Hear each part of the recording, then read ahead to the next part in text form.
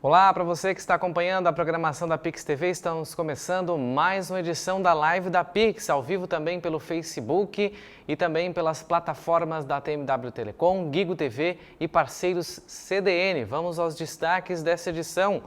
Coronavírus, família da região está aliviada com a vinda de familiares. Avião da FAB decolou nesta quarta-feira com destino ao Wuhan, epicentro do surto. Vamos falar também de um caso de estupro. O homem de 54 anos, foragido da justiça, foi preso em Garopaba. E ainda em Eldorado do Sul, homem morre em colisão frontal com caminhão. E lá em Garopaba também, aqui em Garopaba também, a PM recebeu doações de empresários. 2 motocicletas foram doadas, uma delas pela Prefeitura Municipal. Tudo isso e muito mais ao vivo, agora pela nossa Live da Pix.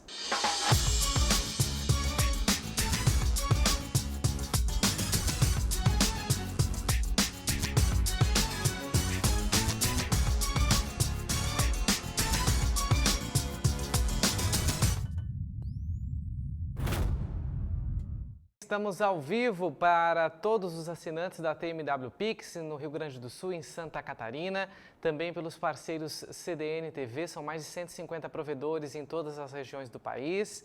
Estamos também pela Gigo TV, para você que é assinante Gigo, obrigado aí pela sua participação. Você pode interagir conosco, além de conversar conosco no Facebook da Pix TV, segue lá, @PixTV Digital, a gente está ao vivo, você pode comentar, participar, interagir conosco. Nós também pedimos a sua interação pelo WhatsApp da Pix TV, 48 99165 6593. Faça sua interação conosco, mande seu recado, sugestão de pauta. Nós estamos ao vivo e vamos interagir com vocês. Vamos começar a nossa edição falando do coronavírus, né? Um caso aí que tem preocupado bastante gente, bastante autoridades, chamado a atenção internacionalmente, né? A China já tem 491 mortes até o momento, né? Esse número vai se atualizando ao longo do dia. E 24,3 mil casos já estão confirmados. O número de mortes, portanto, na China no coronavírus já chegou a 491 e 24,3 mil casos já foram confirmados. O número já ultrapassa a síndrome respiratória aguda grave, a SARS, que registrou 361 mortes em todo o surto, registrado ali entre 2002 e 2003. Uma morte foi registrada em Hong Kong e uma na Filipinas. A notícia boa sobre o coronavírus é que 892 pessoas já se recuperaram do vírus. Agora, para vocês terem uma ideia, né, da preocupação que esse vírus causa, principalmente para quem é familiar de pessoas que estão na China, nós vamos mostrar uma entrevista que a gente gravou ontem, portanto, nessa terça-feira, com o Pablo Lassari. Ele é morador de Palhoça e a esposa dele, que é chinesa, e a filha, que tem 1 ano e 7 meses, estão em Wuhan, cidade onde o surto se originou e é considerada aí o epicentro da crise. Ele comenta que os últimos dias aí foram de desespero e que o alívio só veio na terça-feira com a notícia aí de que a esposa e a filha poderiam retornar ao Brasil, porque iriam vir brasileiros, né? Já estavam confirmados que os brasileiros cadastrados, registrados e que teriam intenção de vir para o Brasil estariam vindo. Precisou aí, nesta quarta, uma votação de uma lei que foi aprovada com relação ao período de quarentena, mas a esposa dele, ela é chinesa, então a filha é brasileira, né? E a esposa é chinesa, e aí gerou toda uma preocupação e ele explica na entrevista. Você confere aí. Bom, Luiz, então eu queria que tu primeiro contasse um pouquinho pra gente, né, a história de vocês dois. A tua esposa, ela é chinesa, né, é a Rui, me desculpe a pronúncia, se essa é correta, e vocês têm uma bebezinha que ela é brasileira, ela nasceu no Brasil e elas estavam viajando ao exterior, à China, para rever a família, é isso? Exato. Elas foram aqui dia 30 de outubro, né, do ano passado, para elas voltarem dia 20, sair de lá de janeiro e voltar aqui dia 26. Elas iam ficar quase 3 meses, um pouquinho menos, para não bater o visto da minha filha, porque a minha filha foi com visto de... Ela é brasileira, então ela precisa de visto, ela foi com visto de turista, eu acho, que é 90 dias. Lá eles têm uma tradição, quando nasce o filho, você apresenta o seu filho para a família, o menino, o bebê, né, a criança, ela recebe algo que chamam de rombal, que é um envelopezinho vermelho com dinheiro dentro. Tem toda uma tradição, né, da família, né?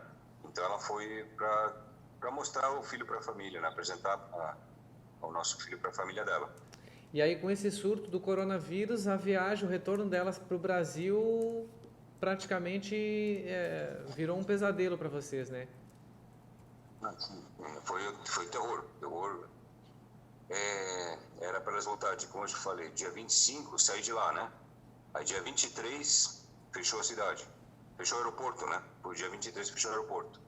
Até a notícia saiu aqui durante o dia e a pessoa que deu a notícia falou, olha, nós aqui no Brasil estamos sabendo antes que os chineses, porque eles estão dormindo agora. A notícia saiu de madrugada na China e espalhou pelo mundo pelas essas agências de notícias internacionais, né? Chegou aqui muito rápido, eles deram a notícia, era de tarde, era de madrugada lá na China. Eles decidiram de madrugada, não sei porquê. Enfim, aí minha mulher, eu chamei ela de manhã cedo, 6h30, 7 horas, ela acordou e ela falou, não pode, não pode, não tem como.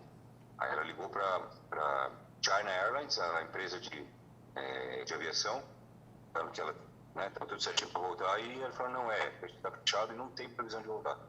Esses dias, essa agonia, nossa, eu chorava compulsivamente, não conseguia trabalhar, não conseguia fazer nada, não tinha vontade de fazer nada. E claro, eu ficava usando o dia inteiro para tentar achar meios de espalhar notícia na mídia, nas mídias também, para tentar achar uma solução, né? Mas foi muito complicado, foi bem ruim. Imagino. E nesse final de semana veio a notícia de que os brasileiros, né, poderiam ser repatriados, né, que aqueles que têm a intenção de deixar a China, né. No entanto, há uma questão que a tua esposa ela é chinesa, embora a tua filha seja brasileira, né. E aí isso gerou mais uma agonia, mais uma aflição para vocês, né? Na verdade foi assim, no domingo saiu a nota acho que foi do Ministério das Relações Exteriores, Isso. dizendo que eles iriam buscar os brasileiros, né, algo assim. Iriam resgatar os brasileiros que tivessem interesse de sair da China. Aí eu fiquei, mas minha mulher é chinesa, mas eu não pensei muito na hora, eu comemorei, dei uma aliviada, sabe? Eu pensei, não, agora ela vai sair de lá. Aí eu pensei, mas fala em brasileiro, mas não, mas ela é chinesa, mas ela é mãe de brasileira. Então não tem por que eu me preocupar, né? E aí eu comemorei, não, agora deu tudo certo.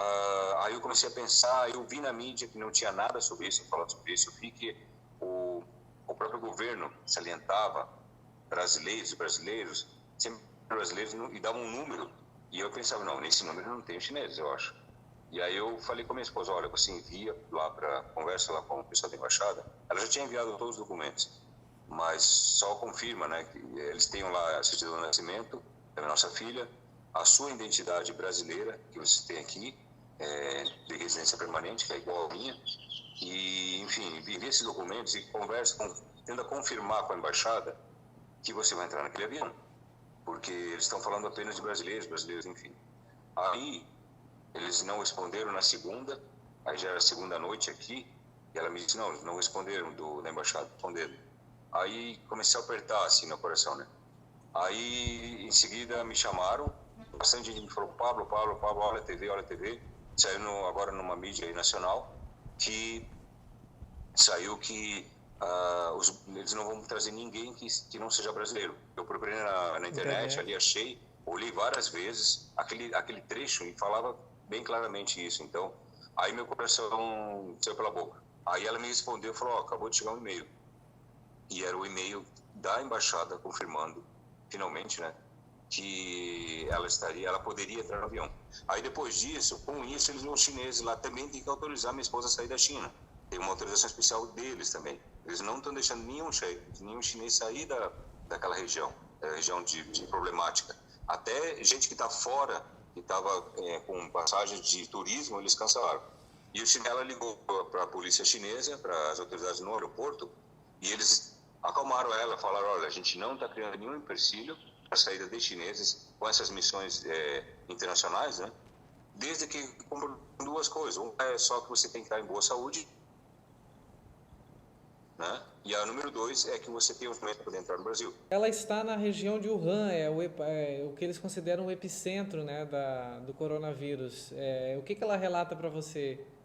Como é que é o dia a dia lá? As pessoas estão realmente reclusas? Sim, agora não tem ninguém na rua. A cidade tem 11 milhões de habitantes. Imagina uma São Paulo vazia.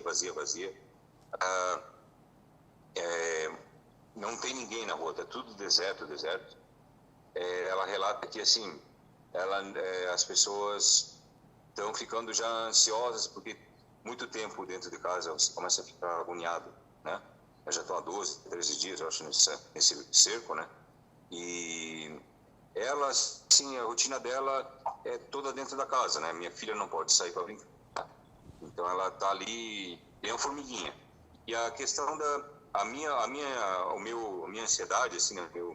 Digamos, minha preocupação maior é a questão da saúde, que elas, tipo, ela vai ter que, por exemplo, ir no supermercado daqui a poucos dias, porque a comida já está acabando. Ela É isso que eu ia te perguntar. Então ela vai ter que ir no supermercado e não tem como fugir, né?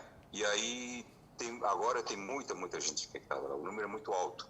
Então vai chegar a 1% da população, 1% vai ter o vírus. Muito bem, você viu aí tem um delay também, a imagem travando bastante. A gente fez essa entrevista pela internet, onde o Pablo tinha uma internet com bastante instabilidade, então a gente teve algumas falhas, mas o importante é que a informação foi dada, a gente conseguiu entender o sofrimento dele, né, com a filha, a esposa lá, sem saber se elas viriam. E o principal problema é a questão de saúde delas, né, porque se ficassem lá, como ele falou, lá em Wuhan, estima-se que 1%, né, da população vai ser infectada, e esse 1% é um número gigantesco, são mais de 1 milhão de pessoas, né?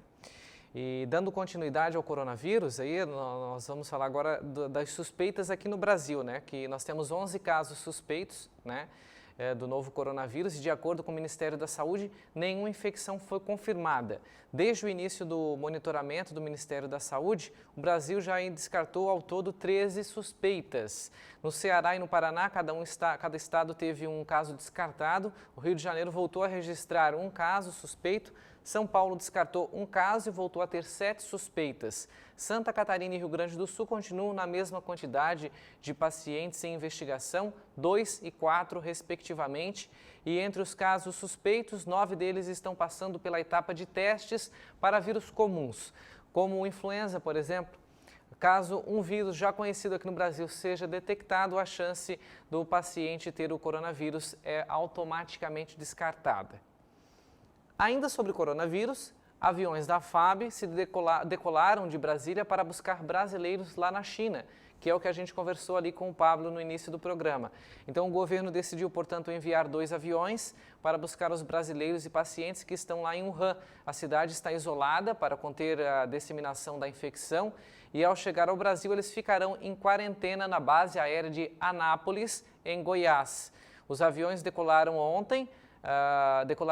Os aviões decolaram nesta quarta-feira ao meio-dia e devem chegar na noite de quinta-feira, porque é um dia e meio para se deslocar do Brasil até a China.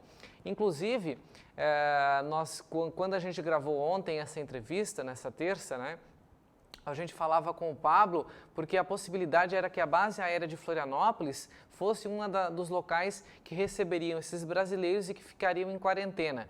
A Organização Mundial de Saúde pede 14 dias, mas o governo brasileiro decidiu manter em quarentena por 18 dias para ter um pouco mais aí de garantias de quanto ao surto não tenha vindo com essas pessoas. Eles vão passar por uma série de exames, inclusive os oficiais da Força Aérea, os pilotos, os comissários de bordo, os profissionais que vão estar junto à comitiva dessa viagem, né?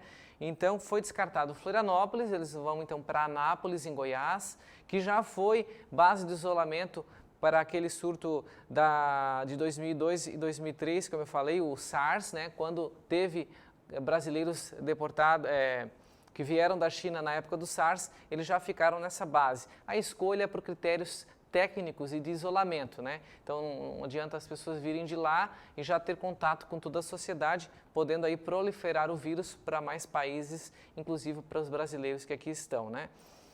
Agora vamos mudar um pouquinho de assunto, vamos falar aqui da área policial, da área de segurança pública. Um homem de 54 anos, suspeito de estuprar menores, foi preso aqui em Garopaba. Ele tem 54 anos, é natural de Criciúma e está sendo investigado por uma série de estupros contra menores Ele foi preso aí pela Delegacia de Polícia Civil em Garopaba. A prisão foi feita em uma residência na zona rural aqui da cidade. Como envolve menores, a gente não pode divulgar bairro que ele foi preso, até para não identificar as vítimas, né, em base no ECA, Estatuto da Criança e do Adolescente. A ação realizada em ação com a Polícia Civil aqui da cidade e também pela Delegacia de Proteção à Criança, ao Adolescente, à Mulher e ao Idoso, a DPCAM de Criciúma. A gente tem até fotos lá da DPCAM, para onde esse homem foi levado e ele vai prestar os depoimentos, né, dar os esclarecimentos à polícia, e de acordo com o delegado Fernando Henrique Guzzi, que é o responsável por esse caso, ele disse que o suspeito estava residindo em Garopaba desde setembro do ano passado, quando ele deixou Criciúma após sofrer ameaças de morte de populares e familiares das vítimas. Ele é investigado de ter praticado uma série de estupros entre o ano de 2018 e 2019, tendo como vítimas crianças de 10 anos e adolescentes de 13 e 17. E segundo aí apurado no inquérito, o investigado atraiu os menores e cometia os abusos em uma casa situada na área rural de Criciúma.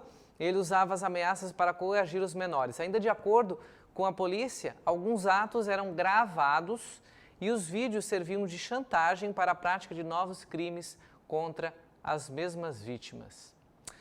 E um ladrão foi preso minutos após furtar uma farmácia no centro de Garopaba. O homem foi preso após então ser flagrado por câmeras de vídeo monitoramento furtando mercadorias de uma farmácia aqui no centro da cidade no último sábado. A polícia militar prendeu o ladrão minutos após o furto. Os funcionários, atentos, perceberam que o homem havia furtado as mercadorias e acionaram rapidamente a PM, que iniciou as buscas pela região central da cidade, localizando o criminoso nas proximidades da Feira de Verão.